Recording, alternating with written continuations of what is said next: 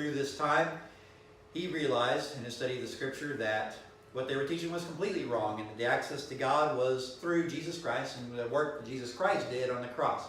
Salvation was by grace through faith alone. Nothing more. Didn't have to do the indulgences, didn't have to do the work. And that was a changing point in his life, and where they call the Reformation today, that we can only get to the Father through Jesus Christ. And so he wrote the 95 Thesis that he's well known for, October 31st, Halloween. 1517, he nails the 95 Thesis to the wall. People start reading it. The news spreads quickly. And obviously the Catholic Church takes offense to it. You're stepping on their toes. Similar to how when Jesus came and he's stepping on the Pharisees' toes.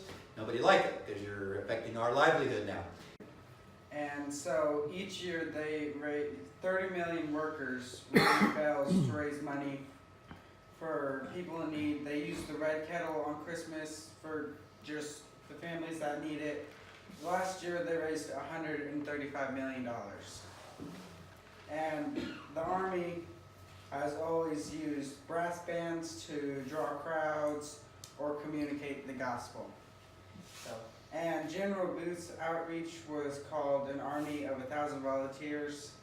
He didn't like the idea of volunteers, so he called them soldiers and gave them the organization of a military structure. And in 1882, they faced persecution. 60 of their buildings were destroyed. 662 people were injured. 251 were women, and 23 were kids under 15. And William Booth had died in 1912 at the age of 83. They said that day he laid down his sword. He left such an impact that tens of thousands of people came there, drunkards, homeless, and the soldiers, generals, and the royal family from London. A story that David Wilkerson, who's up here, he was a small town preacher in Pennsylvania, and he saw a picture of these gang members, and he had a desire and a call to go to New York to try to reach these gang members. When he got there, he was kicked out of a court, and this picture is him taken outside of court holding up his Bible, and it got put in the paper, and he became pretty famous. So he met this young girl, her name was Bo, and she took him and introduced him to two very powerful gangs back in those days. One was the Mau Mau's, and the other ones were the Bishops. One thing it says is that the cross is more powerful than the switchblade. But David Wilkerson ended up staying there, and as a result, he founded what is now called Teen Challenge.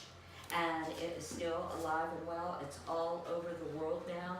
Some of it is called the World Challenge. A gentleman came to church one day and was speaking about the problems that this island, in the West Indies, the slaves were being treated just horrifically. They was not allowed to learn about God and different things like that. Of course, they was beaten and starved and all this and that. So Leonard and Tobias talked to their church, and it took them about a year to convince the church that they should go over to this island and try to teach these slaves about God and different things. And they knew there was going to be a lot of resistance because of the current issues. So they get over there, and they was surprised that the slaves was very cautious to listen to Leonard and Tobias, because they thought they'd be beaten more by their slave masters. At the time, Leonard went back to Germany, and over the course of 25 years, they saved over 250 people, and they went back to the island, and everything was all hunky-dory, and everybody was learning about Jesus and getting saved, and life is good.